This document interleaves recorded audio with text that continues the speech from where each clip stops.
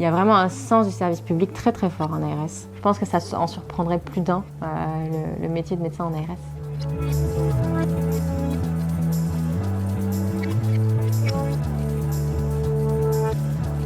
Je m'appelle Éléonore Tron, je suis médecin de santé publique et également maman de 2 petits garçons. J'ai 33 ans et je travaille à l'ARS depuis 3 ans. Je suis conseillère médicale sur les sujets du grand âge à l'ARS Nouvelle-Aquitaine. Moi, je vois ce rôle-là comme un peu un rôle de traducteur. C'est-à-dire que c'est vraiment notre formation médicale qui est au service des politiques publiques et on le décline tout simplement en apportant cette expertise. Alors des fois, ça peut être une expertise qui est très très technique. Par exemple, quand on va en inspection-contrôle dans les établissements, nous, en tant que conseiller médical, on va s'attarder vraiment sur les aspects très médicaux. Mais ça peut être aussi beaucoup plus stratégique sur la définition d'une politique de santé, par exemple. Alors une journée type, il n'y en a pas.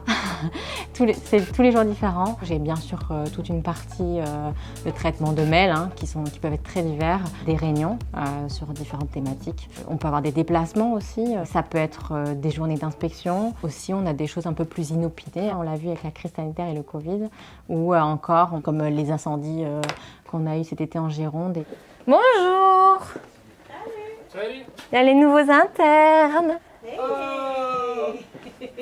Entrez, entrez.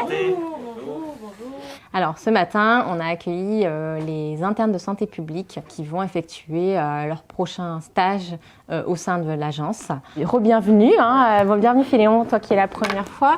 Pour tout ce qui est logistique, vous allez avoir vos ordinateurs, normalement c'est prêt. Les bureaux, il n'y a que le tien à avoir, Daphnis. On essaye de construire avec eux, quand ça les intéresse, un parcours de formation au sein de l'agence pour leur montrer les perspectives aussi qu'ils ont, eux, à la sortie de l'internat.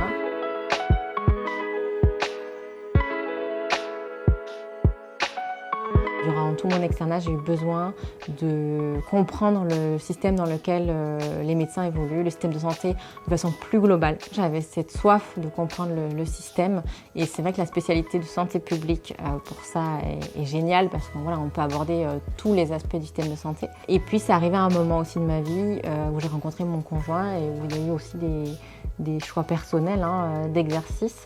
Et d'ailleurs ça s'est concrétisé parce que moi j'ai eu mon premier enfant durant ma première année d'internat. Allez, attends.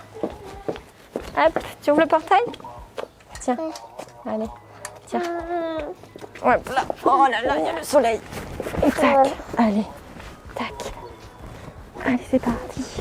Papa. Ma vie professionnelle, ma vie personnelle, pour moi, elles sont l'une au service de l'autre. C'est-à-dire qu'il faut que je sois épanouie dans les deux pour être complètement heureuse actuellement. Et c'est sûr que c'est des horaires quand même qui sont fixes. Globalement, je peux déposer mes enfants le matin à la crèche et à l'école avant de venir au travail.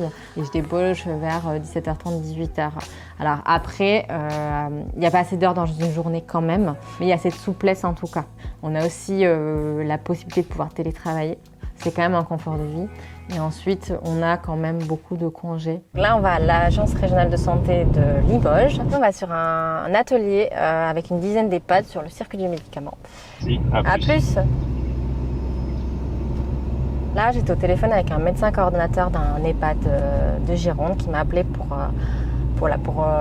confirmer les nouvelles recommandations qui sont sorties sur la vaccination anti-Covid à destination des résidents d'EHPAD. Et donc, il voulait être sûr qu'il fallait qu'il lance une campagne de vaccination printanière là, pour ses résidents.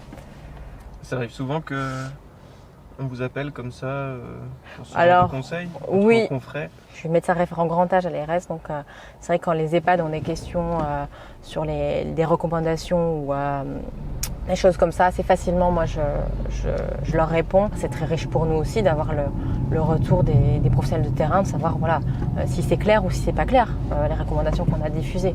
Si on me pose des questions, c'est que peut-être que c'est pas clair. Peut-être qu'il faut refaire une information par exemple.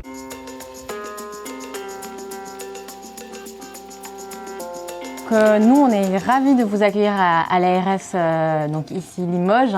C'est le premier atelier du programme. Donc effectivement, on a fait 18 groupes dans les EHPAD de Nouvelle-Aquitaine pour le programme qu'on a lancé conjointement avec l'ANAP et Adopal et l'Omédite Nouvelle-Aquitaine. Alors moi je suis médecin aussi, je me mets avec vous. Bon, bah, On en trouve d'autres. Est-ce qu'il y a des médecins co? Des médecins coordonnateurs. On demande aux EHPAD de faire un pas de géant que les hôpitaux ont mis 20 ans à faire. Exercer en ARS, moi je pense que, alors c'est pas fait pour tout le monde, je pense qu'il y a des médecins qui s'y retrouveraient pas et voilà, parce qu'ils ont besoin de contact avec le patient par exemple. Par contre, si on a envie d'explorer un peu le système de santé, de voir ce qu'on pourrait apporter et un peu de changer les choses, je pense qu'il faut y aller. Il y a vraiment la place pour des spécialistes de santé publique et également des cliniciens qui vont avoir une antériorité. On voit quand même des profils de cliniciens, des spécialistes qui, au bout de 20 ans d'exercice, ont fait le tour et on souhaite s'ouvrir à la santé publique. Et c'est très riche pour nous aussi. C'est justement ensemble qu'on peut avoir des idées et puis faire quelque chose de cohérent et qui apporte un plus au système de santé.